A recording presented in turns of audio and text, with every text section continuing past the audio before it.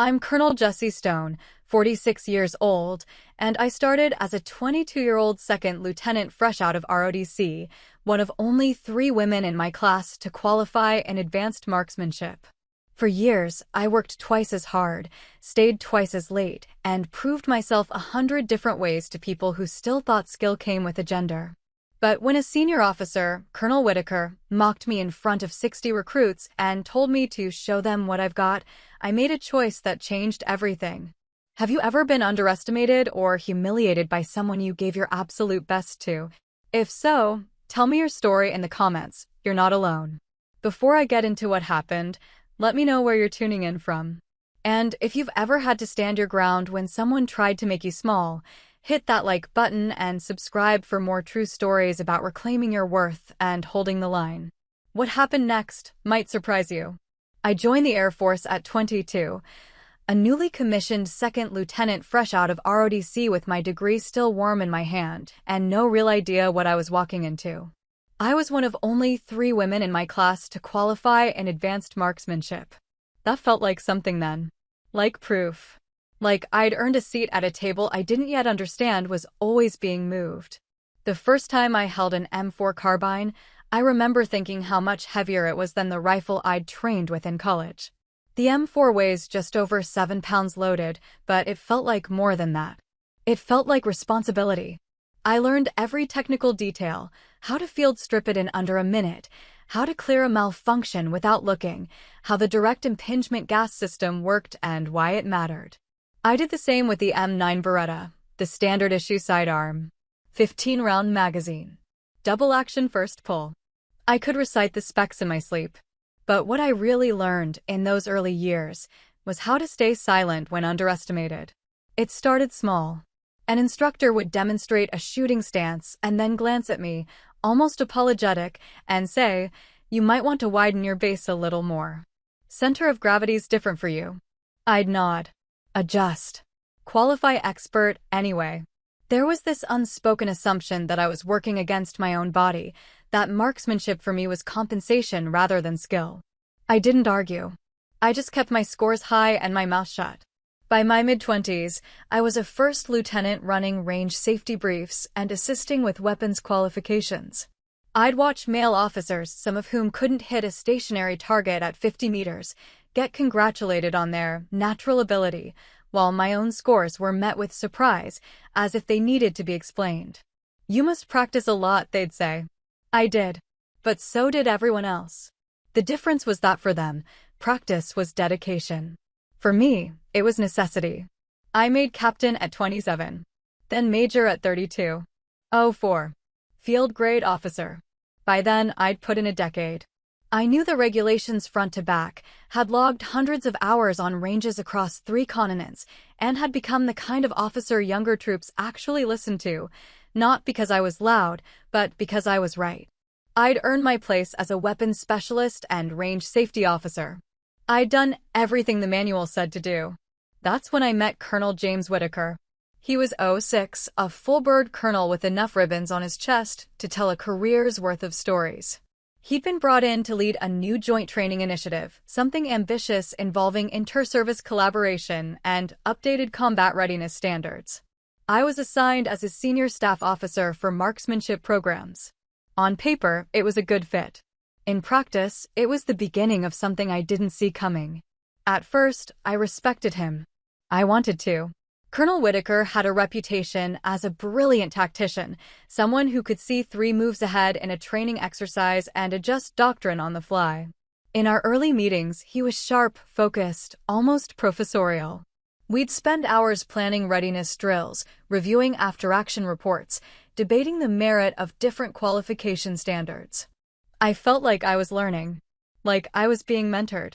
"You've got a good eye for this, Stone," he said once, leaning back in his chair after I'd walked him through a revised scoring matrix.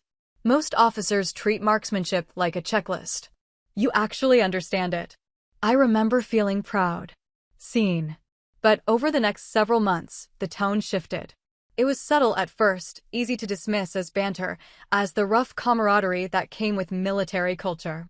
He started calling me lieutenant, even after I'd pinned on major. When I corrected him once, he laughed. Old habits, he said. But he kept doing it. Relax, Lieutenant, he'd say during briefings, even though I outranked half the room by then. You shoot fine for someone your size. It didn't sting then. Or maybe it did, and I just didn't let myself feel it. I still thought I had to prove I belonged. I still thought competence was currency. The comments came more often when others were around. In private, he was cordial, even complimentary. But in front of the junior officers, the NCOs, the visiting brass, he'd slip into this other version of himself, louder, looser, performing. And I was part of the performance. Major Stone here is our resident expert, he announced once at a staff meeting, his tone hovering somewhere between admiration and amusement. She can tell you the muzzle velocity of an M4 down to the foot per second. Ask her anything. Just don't ask her to carry the ammo crate. The room laughed. I smiled. That's what you did. Looking back, I can see it clearly. But at the time, I told myself it was harmless. That he didn't mean anything by it. That I was being too sensitive. Women in the military get good at that, at making themselves smaller in their own minds, so they can stay functional in the room. I kept working. I kept training. I ran live-fire exercises, updated safety protocols, rewrote portions of our qualification standards to reflect actual combat conditions rather than parade ground theatrics. I stayed late, showed up early, made sure my work was airtight. Because that's what competence does. It keeps receipts. I thought if I was good enough, it would speak for itself. I thought respect was something you could earn by being undeniable. I didn't yet understand that for some people, your competence isn't threatening because they doubt it. It's threatening because they believe it. And belief requires a response. The question was what kind. Colonel Whitaker and I spent hours in the same rooms, reviewing the same reports, solving the same problems.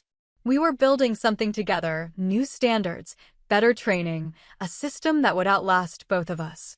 I believed in the work. I believed in him, or at least in the version of him I wanted to see. But late at night, alone in my office with the fluorescent lights humming overhead and a cold cup of coffee going stale on my desk, I'd replay certain moments. The jokes that landed just wrong. The way he'd talk over me in meetings, then restate my point 5 minutes later as if it were his own. The way his mentorship felt less like guidance and more like performance, something he could point to later as evidence of his fairness, his open-mindedness.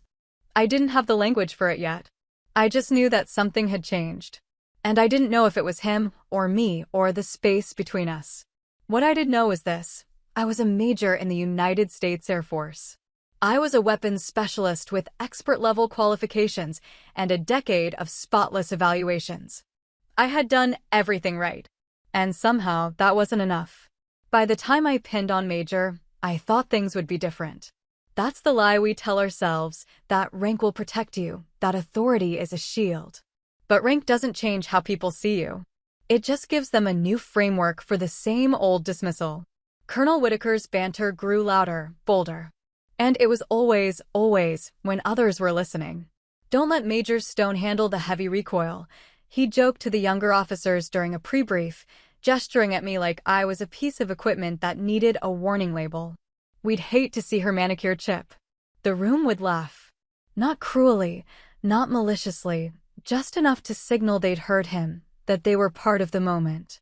I'd laugh too, because that was easier than the alternative. That's what we did. We minimized. We made ourselves complicit in our own diminishment because the cost of objecting was always higher than the cost of enduring.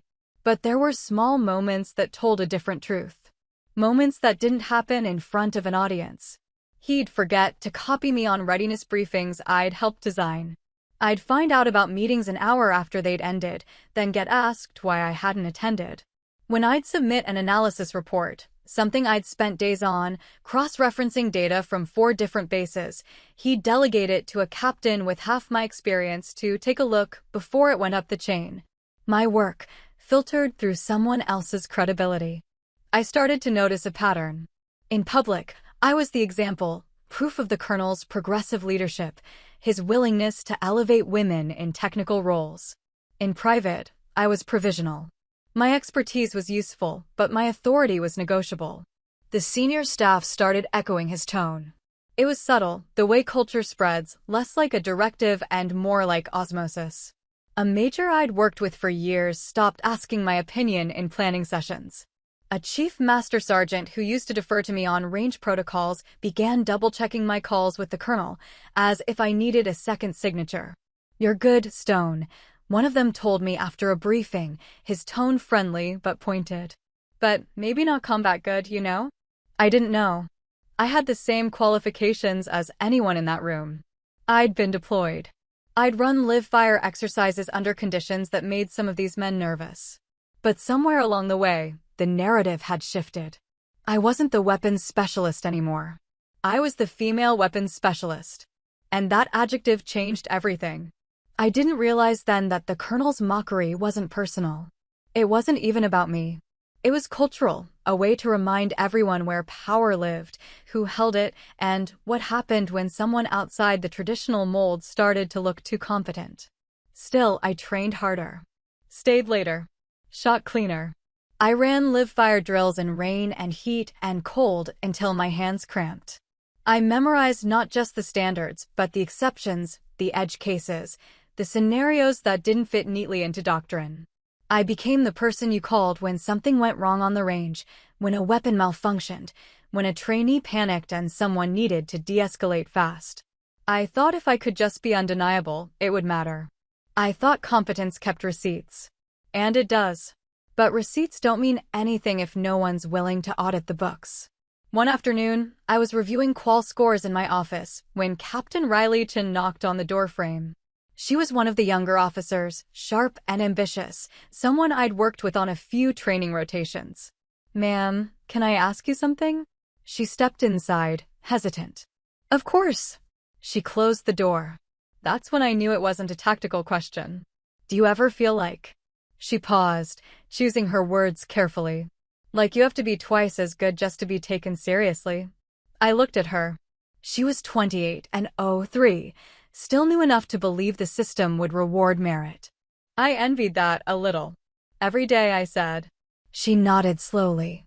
I see how he talks to you. Colonel Whitaker. And I don't understand it. You're the best shot on this base. Everyone knows it." "It's not about the shooting," I told her. "Then what's it about?" I didn't have a good answer. Or maybe I had too many. "It's about reminding people of the hierarchy," I said finally. "Not the one in the regulation. The other one." She sat with that for a moment, and I could see her deciding whether to believe me.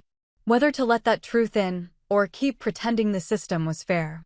"For what it's worth," she said quietly, "some of us see it."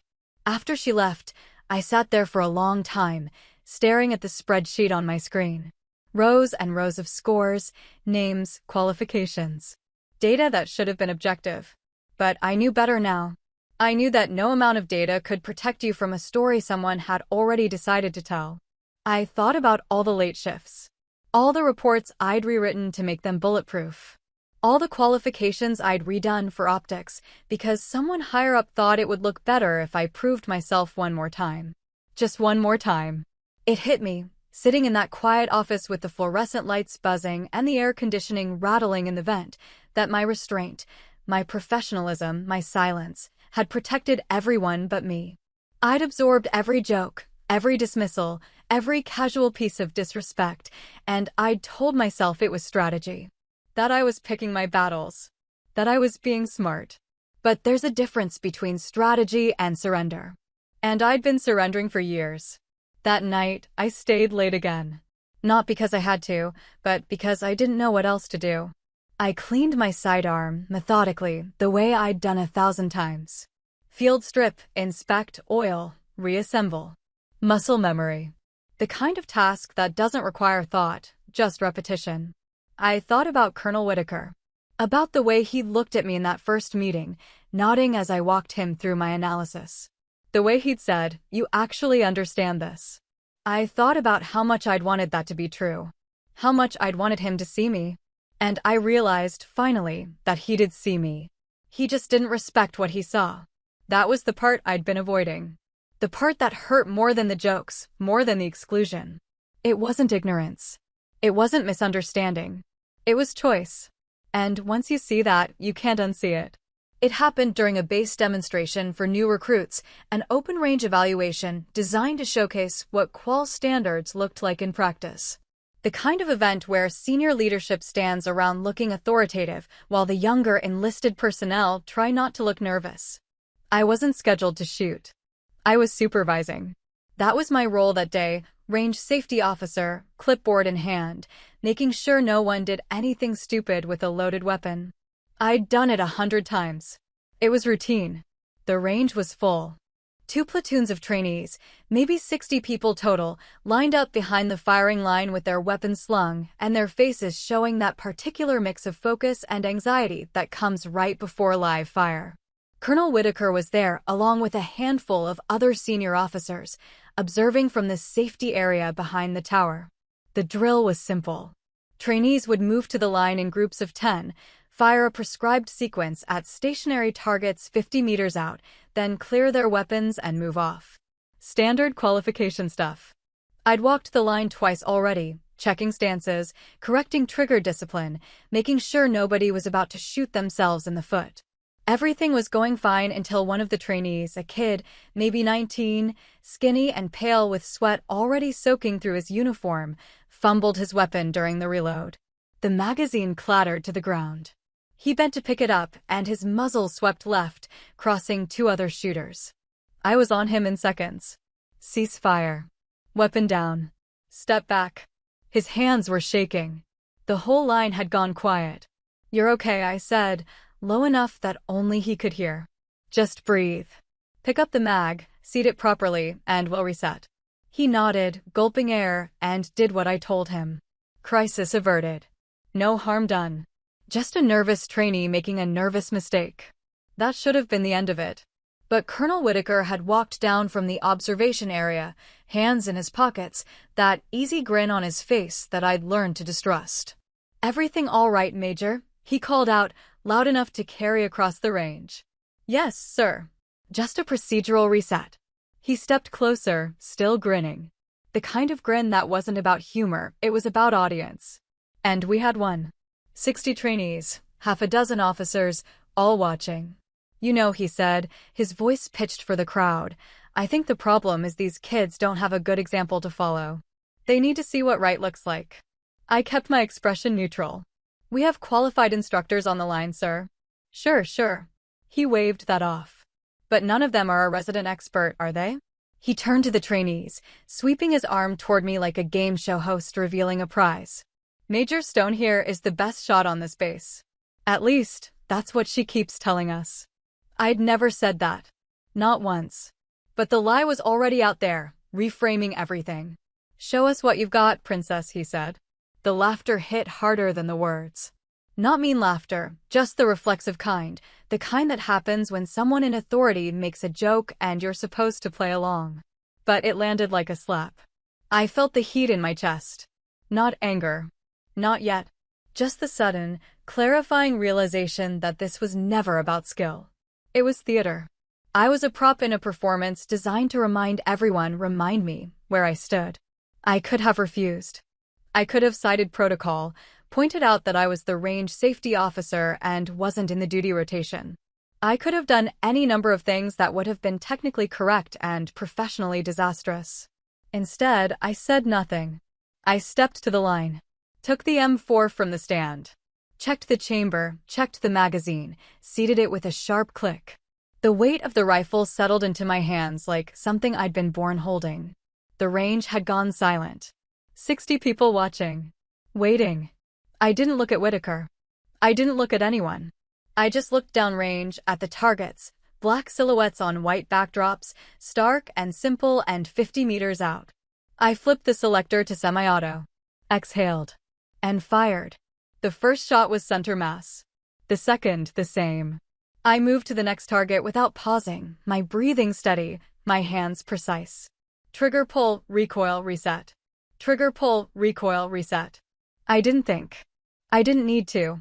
This was muscle memory layered over a decade of repetitions, of early mornings on ranges in Georgia and Nevada and Germany, of proving over and over again that I belonged in rooms that didn't want me. 12 seconds. That's how long it took. 12 seconds to put rounds through every target on the line. 12 seconds of perfect, methodical violence. The last casing ejected with a metallic clink, and I safetied the weapon. The range was so quiet I could hear the brass rolling on the concrete behind me. I turned, handed the rifle back to the rack. My hands weren't shaking. Colonel Whitaker was staring at me. Not grinning anymore. Just staring, his face blank in a way that looked almost like confusion. "Who are you?" he said quietly. Like he'd forgotten. Like he'd never actually looked before. I met his eyes. Held them. "Your range safety officer, sir." I didn't wait for a response. I turned back to the line, picked up my clipboard, and motioned for the next group of trainees to step up. Behind me, I heard someone exhale. Heard the low murmur of voices starting up again, the way sound returns after a held breath. But I didn't turn around. I didn't need to see their faces to know what I'd just done. I'd answered the question. Not the one he'd asked. The one underneath it. The one that had been hanging in the air for months, maybe years. "Can you do this?" "Yes." "Do you belong here?" "Yes." "Are you good enough?" "I just showed you." The rest of the demonstration continued without incident. The trainees shot their quals. The officers observed. Colonel Whitaker stayed in the observation tower, and when the exercise ended, he left without a word. I stayed until the last shooter cleared the line, until the brass was policed and the weapons were racked and the range was empty again. Then I walked back to my office, sat down at my desk, and stared at the wall. The look on his face kept replaying in my mind. That moment of blank confusion, like I'd become someone he didn't recognize. But I hadn't changed. I'd always been this. He just hadn't wanted to see it. And now he couldn't unsee it. I thought about all the times I'd stayed quiet. All the jokes I'd let slide, all the moments I'd swallowed my pride and called it professionalism. I thought about Captain Chin asking me if I ever felt like I had to be twice as good. The answer was yes. But here's what I hadn't told her. Being twice as good doesn't make them respect you. It just makes them resent you more quietly. Respect earned too late still feels like insult. I sat there in my office, alone, and let myself feel that. Not triumph. Not vindication. Just the cold, tired weight of knowing that I'd done everything right, and it still wasn't enough to change the thing that mattered most. The story. The story he'd been telling about me. The story I'd let him tell. That was over now. The story spread through the base by evening. I didn't have to hear it to know it was happening. I could see it in the way people looked at me. Some of them grinned. Some of them nodded. A few avoided eye contact entirely, like I'd done something vaguely inappropriate and they weren't sure how to process it. By the next morning, it had reached the other side of base. A logistics officer I barely knew stopped me outside the commissary. "Heard you put on a clinic yesterday, ma'am," he said, half smiling. 12 seconds. That true? Something like that. Damn. He shook his head, still smiling. Wish I'd seen it. I didn't know what to say to that, so I just nodded and kept walking. The thing about a story like that is it takes on a life of its own. It gets polished in the retelling, details added or stripped away depending on who's talking and what point they're trying to make. Some people framed it as a victory, proof that women could hold their own, that skill mattered more than assumptions. Others framed it as a spectacle, something entertaining but ultimately inconsequential. A few framed it as insubordination, though they didn't say that to my face. Colonel Whitaker never apologized. But his silence spoke volumes. He stopped joking around me altogether. Stopped calling me princess, stopped making comments about manicures or heavy recoil, or any of the small, cutting remarks that had been part of our interactions for months. In meetings, he was cordial, professional, distant. It should have felt like progress. But it didn't. It felt like I'd won something I shouldn't have had to fight for in the first place. That week, I sat alone in my office and thought about the years I'd spent trying to earn the approval of men who had no intention of giving it. Every late shift. Every report rewritten to make it airtight. Every qualification redone for optics because someone higher up thought it would look better if I proved myself just one more time. I thought about all the things I'd tolerated because I believed endurance was strength. Because I thought if I could just outlast the skepticism, the doubt, the casual disrespect, Eventually, I'd be seen for what I was, competent, qualified, worthy of the rank I held. But that's not how it works. Endurance doesn't earn respect. It just teaches people how much you're willing to take. I'd been protecting everyone but myself. Absorbing every joke, every dismissal, every moment of being talked over or talked down to, and I'd told myself it was strategy. That I was being smart. That I was picking my battles. But I wasn't picking battles. I was avoiding them. And avoidance isn't neutrality. It's complicity. A senior master sergeant, a man named Daniel Barnes, stopped by my office one night about a week after the range incident. He was E8, late 30s, the kind of NCO who'd seen enough to know when to speak and when to stay quiet. He knocked on the door frame even though the door was open. "Ma'am, you got a minute?" "Of course, Sergeant Barnes. Come in." He stepped inside, closed the door behind him, and stood there for a moment like he was deciding how to start. "I've been watching this for months," he said finally. "The way the colonel talked to you. The way some of the others started echoing it. I kept thinking someone was going to step in. Say something." I didn't respond. I didn't know what to say. "You didn't just outshoot him," Barnes continued. "You outlasted him. That's harder." Something in my chest loosened. I hadn't realized how much I'd needed to hear that, not the praise, but the acknowledgement. That someone had seen it. That I hadn't imagined it. "Thank you, Sergeant." He nodded. "For what it's worth, ma'am, you changed the way a lot of people think about this stuff. Not everyone, but enough." After he left, I sat there in the quiet and let myself feel something I hadn't allowed in a long time: pride. Not the defensive kind, not the kind that comes from proving someone wrong. Just pride. Simple and clean and unqualified. I'd done the work. I'd held the line. And maybe that didn't fix the system, didn't change the culture, didn't undo years of being underestimated. But it mattered. To some people, it mattered. That was the first time I allowed myself to feel pride without guilt. The weeks that followed were strange. Colonel Whitaker kept his distance, but the dynamic between us had shifted in ways I couldn't quite name. In meetings, he deferred to me more often. When I made a recommendation, he didn't second-guess it or farm it out to someone else for validation. It wasn't warmth, it wasn't even respect, not really. It was recognition. A grudging acknowledgement that I knew what I was doing. It should have been enough.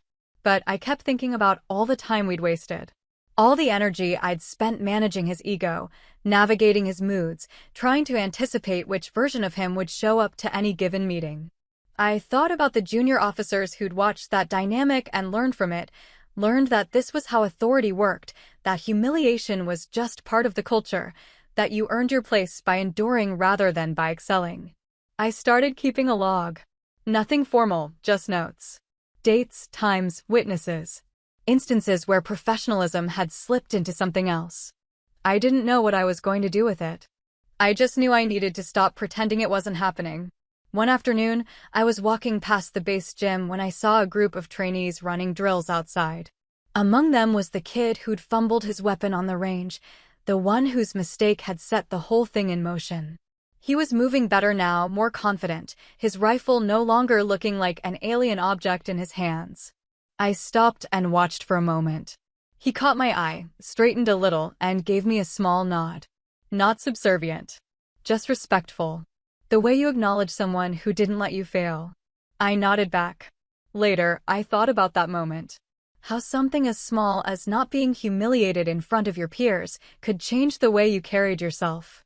How the absence of cruelty could feel like kindness. That's what I wanted to build. Not a culture where people had to prove themselves by enduring abuse. A culture where competence was enough. Where you didn't have to be twice as good just to be seen as adequate. But I didn't know how to build that from where I was.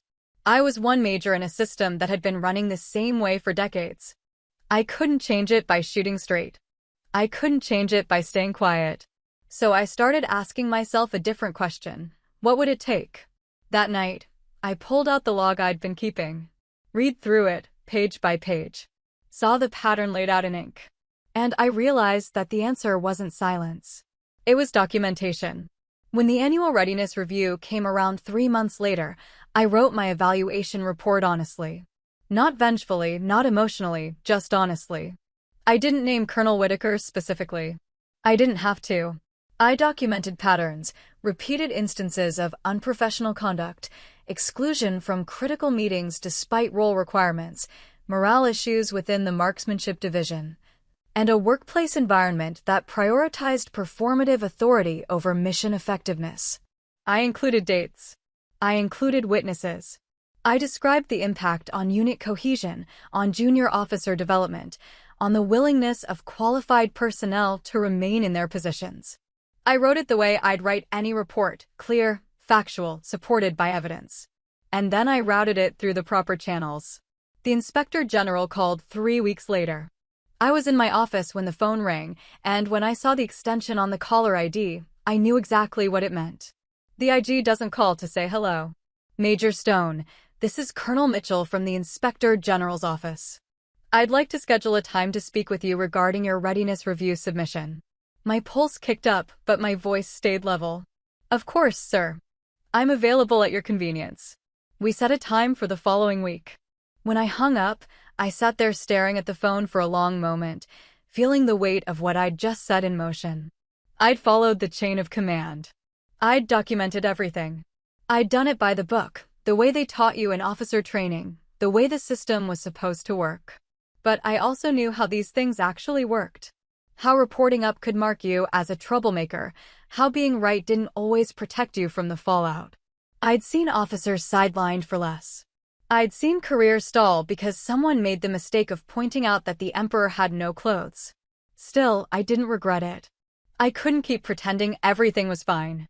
I couldn't keep absorbing the dysfunction and calling it professionalism. Colonel Whitaker called me into his office 2 days after the IG contacted me.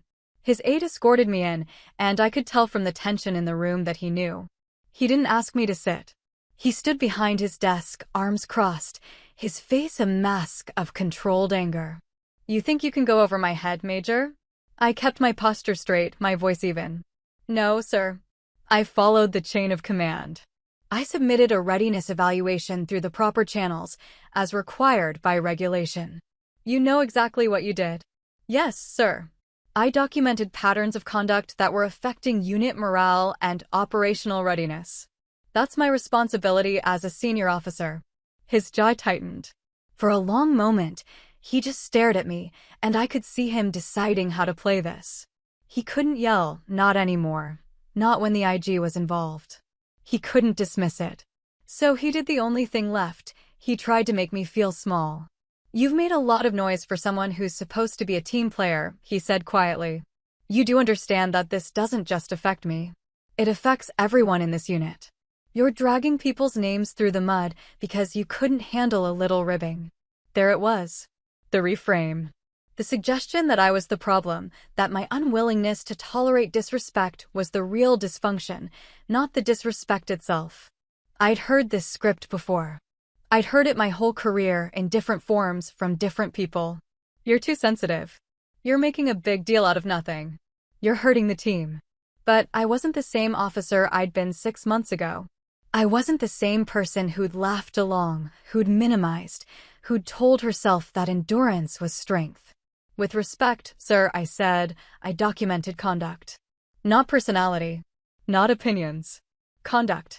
If that conduct reflects poorly on anyone, that's not my responsibility to manage. He didn't have a response to that. Or maybe he did, but he was smart enough not to say it out loud. You're dismissed, Major. I saluted. He returned it, barely. I walked out of his office and didn't look back. The fallout was quiet, but visible. Over the next few weeks, Colonel Whitaker's role in the training initiative was reduced. Briefings that used to go through him were reassigned. Meetings he used to lead were handed to other senior officers. Nothing dramatic, nothing that would show up in official records as a reprimand, just a slow, deliberate marginalization. His tone, when I saw him in passing, was brittle. Professional, but cold. Like I'd betrayed him, rather than held him accountable. But something else started to happen too. People met my eyes when I entered a room. Junior officers started coming to me with questions they used to take elsewhere. I was invited to planning sessions I hadn't been included in before.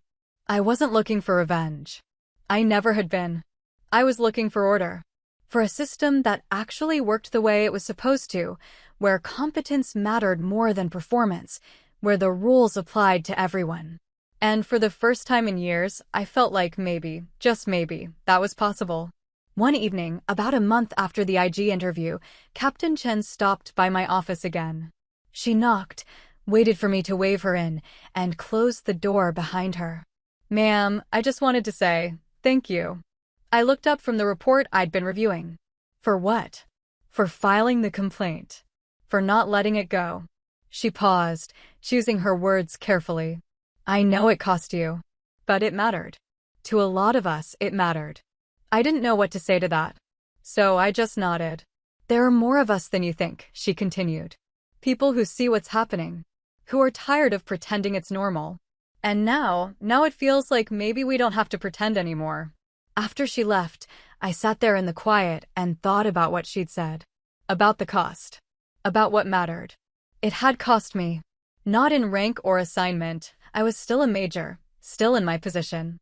But it had cost me the illusion that staying quiet would protect me. It had cost me the belief that competence alone would be enough. It had cost me the comfort of neutrality. But neutrality isn't safety. It's just a slower kind of compromise. I thought about the trainees on the range, watching. I thought about Captain Chen and all the other junior officers who were learning what leadership looked like, not from the rhetoric, but from the example. I thought about the culture I wanted to build. One where you didn't have to be twice as good just to be seen as adequate. Where professionalism meant mutual respect, not endurance. Where calling out dysfunction wasn't betrayal, it was integrity. I pulled out a fresh sheet of paper and started drafting a proposal for revised leadership training standards. Not because anyone had asked me to, but because I could. Because I had the rank, the expertise, and now, finally, the credibility to make people listen. The work became my statement. Every policy memo, every training reform, every standard I updated was an unspoken answer to that question Colonel Whitaker had asked on the range. "Who are you?" "I'm the officer who doesn't flinch. I'm the one who holds the line. I'm the one who believes the system can work, but only if we make it." Within 6 months, Colonel Whitaker was transferred to a training command in South Carolina.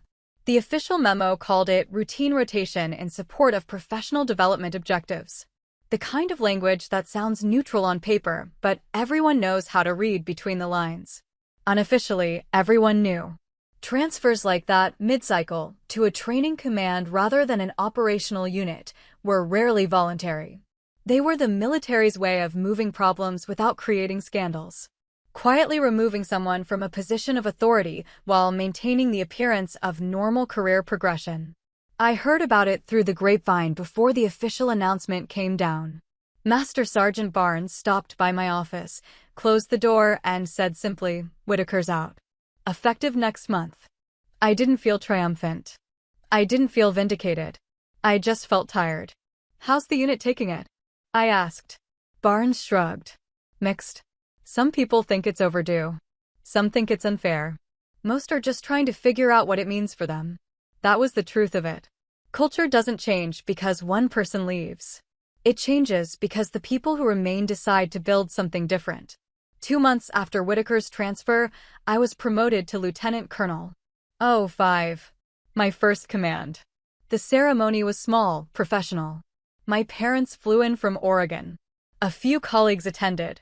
The base commander pinned the silver oak leaf on my uniform and shook my hand, and that was it. I was a lieutenant colonel in the United States Air Force. But what mattered more than the rank was the assignment. I was given command of the Advanced Marksmanship Training Program. The same range where I'd been humiliated was now under my oversight. I walked onto that range on my first day as commander and stood there for a moment, looking downrange at the targets. The wind was blowing, kicking up dust, and the morning sun was just starting to burn off the chill. Everything looked exactly the same tower, the same firing line, the same concrete and steel and sand. But it felt different. Because this time, I wasn't proving I belonged. I was defining what belonging meant. I changed the culture immediately. Not dramatically, not with grand speeches or sweeping mandates. Just consistently, deliberately, one decision at a time. I implemented blind performance reviews where evaluators didn't know the shooter's name or gender until after scoring. I revised the qualification standards to focus on tactical application rather than parade ground precision. I created a mentorship program that paired experienced shooters with newer ones, regardless of rank or gender. When young officers, men and women, came through the program, I made sure they understood that competence was the only currency that mattered here. Not bravado. Not performance. Not who could talk the loudest or joke the hardest. Just skill, discipline, and the willingness to improve. I told them what no one had told me, that being underestimated isn't a reflection of your ability. It's a test of your resolve. And the best response isn't anger or defensiveness, it's precision. One afternoon, about 4 months into my command, I was observing a qualification run when I noticed one of the trainees, a young woman, maybe 23, second lieutenant fresh out of the academy, struggling with her grouping. Her shots were consistent but pulling left. I walked over, waited for her to finish her magazine, then said, "Mind if I take a look at your stance?" She straightened immediately. "No, ma'am." I had her run through her pre-fire routine while I watched. The problem was subtle. She was anticipating the recoil, tensing her shoulder just before the trigger break, which was pulling her aim off center. "You're fighting the weapon," I said. "Let it do what it's designed to do. You just guide it." She adjusted, fired again. The next 3 rounds were center mass. "Better," I said. "Keep that feeling. That's what right looks like." She nodded, and I could see the relief in her face. Not just because she'd fixed the technical problem, but because she'd been corrected without being diminished. Because someone had seen her mistake as a learning opportunity rather than proof of inadequacy. That's what I wanted every interaction to feel like. Not perfect, perfection isn't the goal. But fair. Clear. Based on performance, not perception. The work became my statement. Every policy memo I wrote was deliberate. Every training standard I revised was an answer to the question of what leadership should look like. Not command through intimidation, but through clarity. Not authority through performance, but through competence. I didn't talk about Colonel Whitaker. I didn't need to. The program I was building was a repudiation of everything his leadership had represented. It was proof that you could maintain standards without cruelty, that you could demand excellence without humiliation, that respect and discipline weren't mutually exclusive. One evening, I was working late in my office when Captain Chin knocked on the doorframe. She'd been promoted recently, newly pinned 03, and she'd requested assignment to the marksmanship program. "Ma'am, you have a minute?" "Always." "Come in." She sat down, and I could tell she had something on her mind. "I wanted to ask you something," she said. "About what happened with Colonel Whitaker." I waited. "Do you think it was worth it?" she asked. Filing the complaint, going through all of that, knowing what it cost. I thought about that for a moment. About the meetings I'd been excluded from after the investigation started.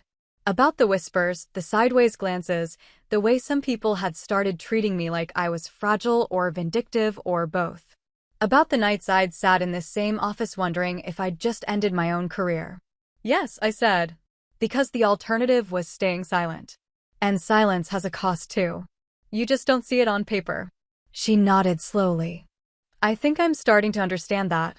"Good," I said. "Because you're going to face that choice too at some point. Maybe not the same situation, but the same question. Do you speak up, or do you go along? And the answer you give will define the kind of officer you become." After she left, I sat there in the quiet and thought about legacy.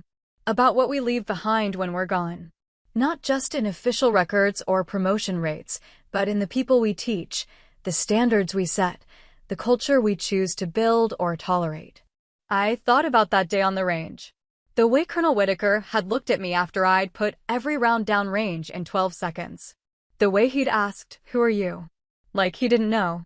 Like he'd never really looked. And I realized now that his question had been wrong. It wasn't who are you, it was who do you choose to be when no one's watching, when it's easier to stay quiet, when speaking up might cost you everything you've worked for. That's the question that matters. And the answer isn't something you say once. It's something you live every day, in every decision, in every interaction. I was the officer who didn't flinch. Not because I was fearless, but because I'd learned that courage isn't the absence of fear. It's the decision to act despite it. The range lights clicked off automatically at 2200 hours, and I packed up my things and walked out into the night air. Tomorrow, I'd be back. And the day after that. Building something better, one decision at a time. That was the work. And it was enough.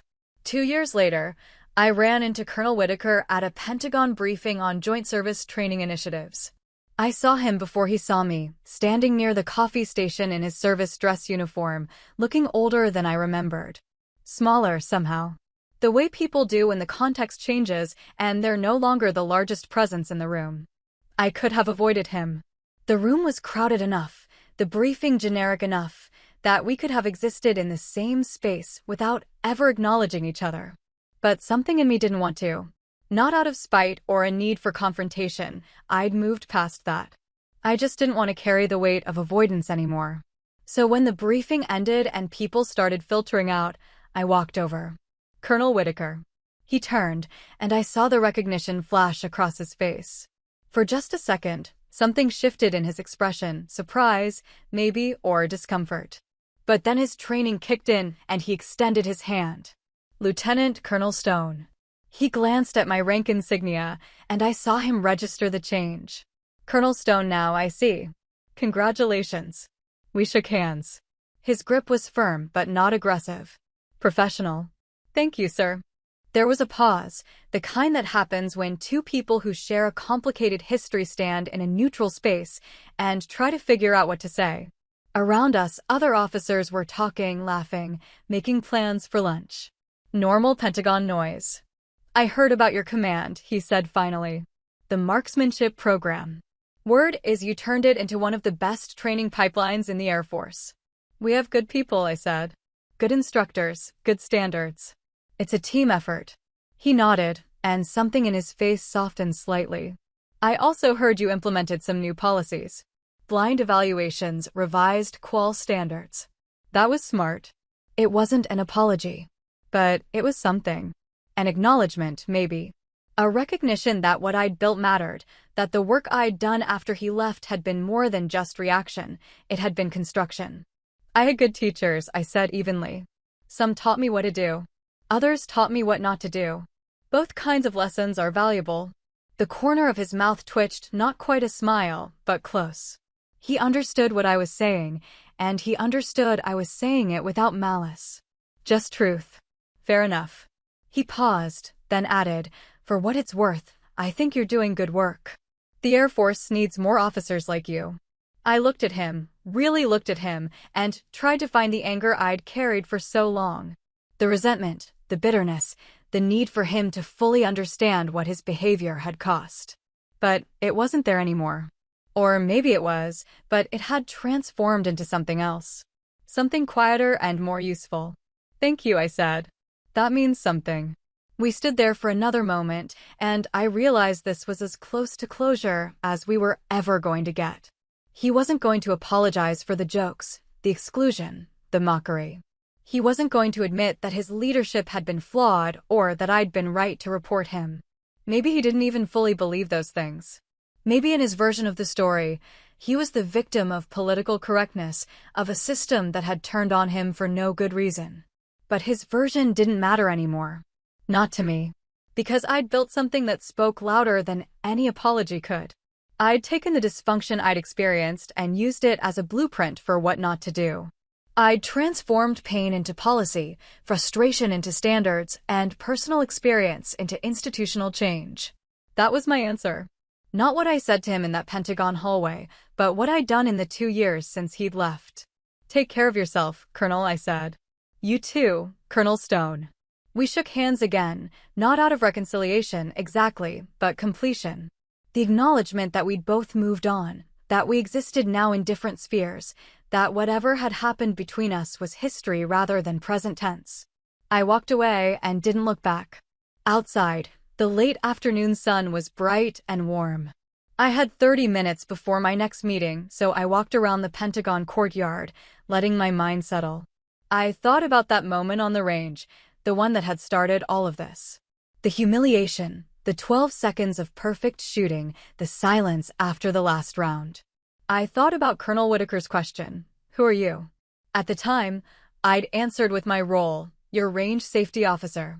It was a deflection, a way to maintain professionalism in a moment that felt anything but professional. But now, 2 years later, with the clarity that only distance provides, I knew the real answer. I was the officer who'd been underestimated and had chosen precision over anger. I was the officer who'd documented patterns instead of staying silent. I was the officer who'd filed a complaint knowing it might cost me everything, because integrity mattered more than comfort. I was the officer who'd taken command of a program and rebuilt it from the ground up, not to prove anything to anyone, but because it was the right thing to do. I was the officer who didn't need Colonel Whitaker's respect anymore, because I'd earned my own. That was the answer. Not just his question, but to all the questions I'd been asking myself for years. About whether I belonged, whether I was good enough, whether the work was worth it. The answer was yes. But not because anyone had given me permission. Because I'd claimed it. Because I'd done the work, held the line, and refused to let other people's limitations become my own. I checked my watch and headed back inside for my next meeting. There was always another meeting, another briefing, another decision to make. That was the job. And I was good at it. Not for someone my size. Not for a woman. Not with qualifications and caveats. Just good. And that finally was enough. Now, as a colonel at 46, I still remember that day at the range. Not every day, I don't carry it like a wound anymore. But sometimes, when I'm observing qualification runs or reviewing performance reports or mentoring a young officer who's struggling with the same questions I struggled with, it comes back. Not the humiliation. That part has faded, lost its sharp edges, become just another data point in a long career. What I remember is the silence after the last shot. The way the range went quiet. The way sound itself seemed to hold its breath. That moment taught me what leadership really is. It's not the loudest voice in the room. It's not the person who can make others laugh or intimidate or perform. Leadership is composure under mockery, precision under pressure, grace under exposure. It's the ability to be underestimated and not let that change who you are or what you're capable of. It's the choice to document rather than tolerate, to build rather than destroy, to teach rather than diminish. I've been a colonel for 3 years now. Oh, 6, the same rank Whitaker held when I met him. The irony isn't lost on me. But where his leadership was about performance, about maintaining an image, about reminding people of his authority, mine is about standards. About creating systems that outlast any individual personality. I command a training wing now, overseeing multiple programs across 3 bases. It's administrative as much as operational, which means a lot of meetings, a lot of paperwork, a lot of decisions that affect hundreds of people I'll never meet personally.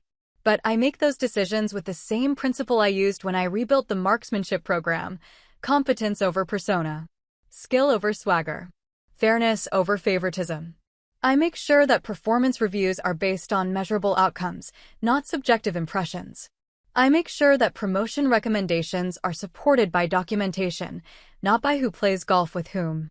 I make sure that when someone reports misconduct, they're taken seriously rather than dismissed as oversensitive or vindictive. I can't change the entire military culture. I'm not naive enough to think one colonel can undo decades of institutional patterns. But I can change my corner of it. And I can teach the officers under my command to do the same when they move on to their own commands. That's how culture shifts, not through mandates from the top, but through consistent choices made by people in positions of authority who decide that the old way isn't good enough anymore. Last month, I gave a keynote address at the Air Force Academy. They asked me to speak about leadership and resilience, and I told them the story. Not all of it, I left out names, softened some of the details. But I told them about being mocked on a range, about the choice to respond with precision rather than anger, about the cost and value of speaking up. The question isn't whether you'll face moments like this, I told them. The question is what you'll do when you do. Will you stay silent to protect yourself? Will you laugh along to fit in? Or will you hold the line, even when it costs you? I saw some of them nodding. Some of them looked skeptical. They were young, still optimistic, still believing that competence would be enough to protect them. I'd been that young once. I didn't begrudge them the optimism. But I also saw a few who understood immediately. The women, mostly, but not exclusively. The ones who'd already learned that the world judges them differently, that their mistakes carry more weight, that their successes are more easily dismissed. Those were the ones I was really talking to. After the speech, a young cadet approached me, a woman, maybe 21, with sharp eyes and a firm handshake. "Ma'am, that story you told. Did it really happen like that?" "Yes." "And you really put every target down in 12 seconds?" "Yes." She nodded slowly, processing. What did it feel like? In that moment, I thought about that. About the heat in my chest, the weight of the rifle, the silence of the range. About the choice I'd made to step to the line instead of refusing, to answer with action instead of words. It felt like deciding, I said. Deciding who I was going to be. Whether I was going to let someone else define me, or whether I was going to define myself. She smiled slightly. "And you chose yourself." "I chose precision," I corrected gently. Because that was the one thing I could control. I couldn't control what he thought of me. I couldn't control whether people laughed. But I could control where my rounds went. And sometimes, that's enough. She thanked me and walked away, and I watched her go with the same feeling I got whenever I saw young officers coming up through the ranks, hope mixed with concern. Hope that they'd be better than we were, that they'd build on what we'd started. Concern that they'd face the same battles we did, that progress was slower than it should be. But that's the work. Teaching the next generation. Building systems that protect them better than we were protected. Creating a culture where competence is enough, where you don't have to be twice as good just to be seen as adequate.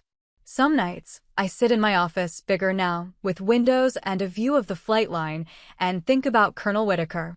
About where he is now, what he's doing, whether he ever thinks about that day on the range. I don't hate him. I did for a while. But hatred is exhausting, and I had better things to do with my energy. Now I just see him as a product of his time, his training, his own limitations. He was a good tactician. He understood strategy, logistics, operational planning. But he never understood people. He never understood that leadership isn't about demonstrating your own competence, it's about enabling others to demonstrate theirs. That's the difference between us. That's what I learned from him, even if he never meant to teach it. Whitaker's question, "Who are you?" still echoes sometimes, usually in quiet moments, usually when I'm making a decision that will affect people's careers or lives. It's become a touchstone for me. A reminder to check my own behavior, to make sure I'm leading the way I believe leadership should look. And the answer remains the same. I'm the officer who doesn't flinch. Not because I'm unaffected. Not because criticism or mockery or doubt don't land. They do. But because I've learned that flinching isn't the same as feeling. You can feel everything, the anger, the frustration, the hurt, and still choose precision. Still choose composure. Still choose to hold the line. That's what I tell the young officers who come to me for advice, who are struggling with their own versions of that moment on the range. I tell them that being professional doesn't mean being emotionless. It means choosing your response deliberately instead of reactively. I tell them that documentation is more powerful than confrontation, that systems are more lasting than personalities, that culture changes one decision at a time. I tell them that when someone says, "Show us what you've got," the answer isn't in what you say. It's in what you do. And it's in what you build after the moment passes. Because 12 seconds on a range didn't change anything. Not really. What changed things was the 2 years of work that followed. The complaints filed, the standards revised, the culture rebuilt. That's what mattered. That's what lasted. The range was just the moment people remember. The story they tell. But the real work, the work that actually made a difference, happened in offices and meetings and policy memos. It happened in the quiet, unglamorous grind of institutional change. That's leadership. Not the dramatic moments, but the consistent ones. Not the speeches, but the systems. Not the performance, but the follow-through. I'm 46 now. A colonel. I've served for 24 years. I've been deployed 4 times, commanded 3 different units, mentored dozens of officers, and written hundreds of reports and policies and directives. And when I think about my legacy, about what I'll leave behind when I retire, I don't think about that day on the range.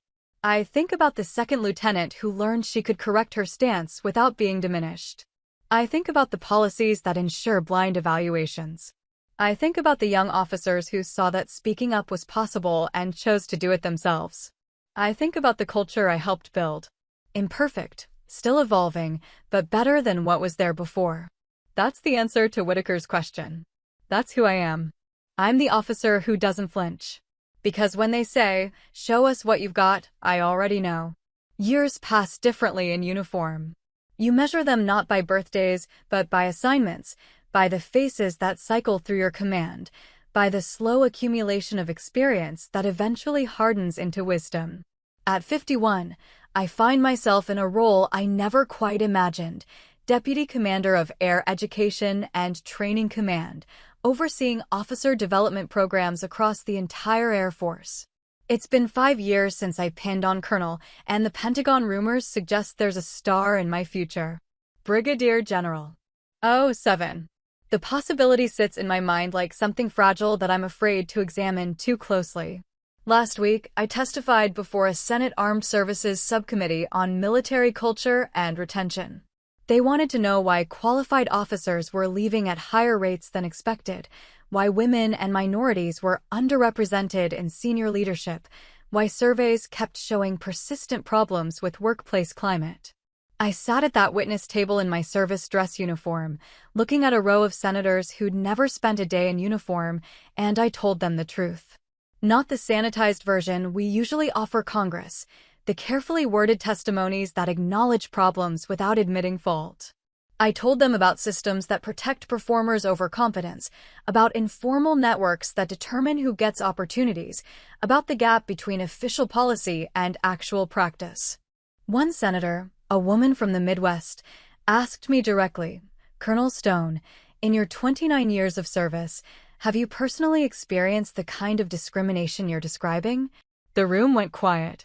My public affairs escort shifted uncomfortably in his seat behind me. I could have deflected. Could have said something about not speaking to personal experiences, about focusing on systemic issues rather than individual anecdotes. That would have been safer. Easier. Instead, I said, "Yes, Senator. I have." I told them about being a major who'd been mocked in front of 60 people for no reason except that someone in authority thought it would be funny. I told them about filing a complaint and watching my career hold its breath while the investigation played out. I told them about taking command and realizing that leadership meant building something better, not just surviving something broken. The hearing made news. Not major headlines, but enough that my phone started ringing. Old colleagues reaching out to say they'd watched the testimony, that it resonated, that they'd experienced similar things. A few were critical, said I was airing dirty laundry, making the Air Force look bad, hurting recruitment. But more were grateful. Grateful that someone had said it out loud, at that level, in that forum. Grateful that the story was finally being told by someone who'd stayed in, who'd made it work, who could prove that speaking up didn't have to mean the end of your career. My aide, Captain Marcus Webb, brought me coffee the morning after the testimony and said, "Ma'am, my sister is at the academy. She texted me last night. Said half her classmates watched your testimony in the common room. What did they think?" He smiled. "They think you're a badass, ma'am." Her word, not mine. I laughed to spite myself. "Tell your sister to focus on her studies." But later, alone in my office, I thought about those cadets watching. Thought about what it meant that they'd seen someone at my level, with my rank, say publicly what so many had only whispered privately. Representation matters. Not just having women or minorities in the ranks, but having them visible, having them lead, having them speak truth without being destroyed for it. Last month, I was asked to chair a task force on leadership development. The Chief of Staff herself appointed me, which meant this wasn't some ceremonial assignment. It was real authority to examine and recommend changes to how we train, evaluate, and promote officers. My first meeting, I looked around the table at the other task force members, 3 colonels, 2 brigadier generals, a command chief master sergeant, and representatives from each major command. Good officers, all of them. But I noticed something that probably wouldn't have registered with me 20 years ago. I was the only woman. "Before we begin," I said, I want to make sure we're hearing from the people who'll be most affected by whatever we recommend. That means junior officers, enlisted personnel, people at operational units who are living with current policies every day. I don't want this to be 10 senior leaders deciding what's best without input from the force. One of the generals nodded. Agreed. How do you suggest we structure that input? We spent the next hour designing a survey and focus group process that would actually reach people who might not otherwise speak up. We built in anonymity protections, multiple feedback channels, and a commitment to publish all findings, not just the convenient ones. That night, driving home from the Pentagon, I thought about how different this felt from that staff meeting years ago where I'd watched my analysis get delegated to someone else. How strange it was to be the person chairing the meeting, setting the agenda, deciding whose voices mattered. Power doesn't just change what you can do. It changes what you're responsible for doing. I think about Second Lieutenant Stone sometimes, that 22-year-old who thought qualification scores would be enough, who believed the system was essentially fair, who hadn't yet learned that competence and recognition aren't the same thing.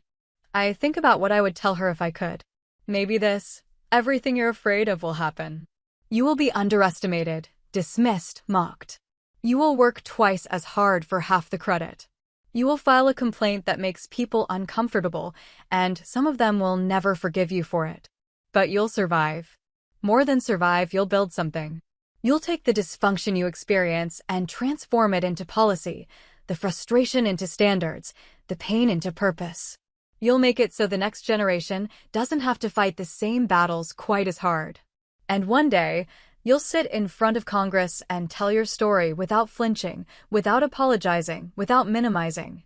You'll say exactly what happened, and why it mattered, and what needs to change. And they'll listen. Because you'll have earned the rank that makes them listen. Not by staying quiet, not by going along, but by holding the line when it cost you everything to do it. My daughter called last night. She's 17, starting to think about college, about what comes after. Mom, she said, I watched your testimony.